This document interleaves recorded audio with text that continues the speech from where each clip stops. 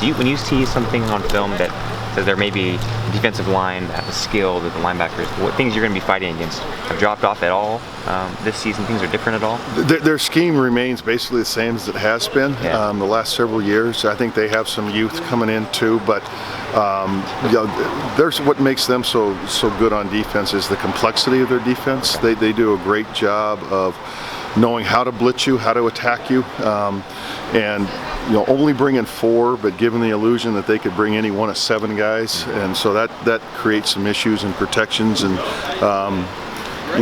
they just, like I said, it's from a schematic standpoint, I don't think they've dropped off a bit.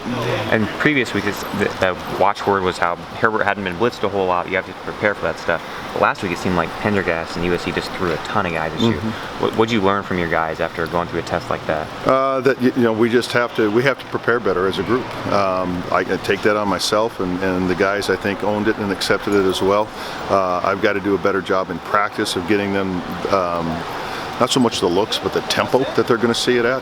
That's probably the toughest thing to replicate during the course of the week is just how quickly things are going to come.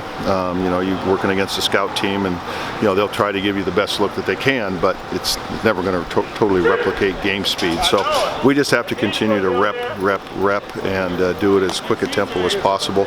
Hopefully, we'll be on the mark this week against Stanford. Were those blitzes lack of execution, or just not identifying them before they happened? And I think more just a lack of execution. I think the guys knew, at least knew their clues that they were looking for, but we just didn't get it done. How much of that is a byproduct of just 4 freshmen, for a freshman quarterback, new defense that they're facing, another one? Yeah, that and not being able to run the ball effectively and putting ourselves in way too many 3rd and long situations.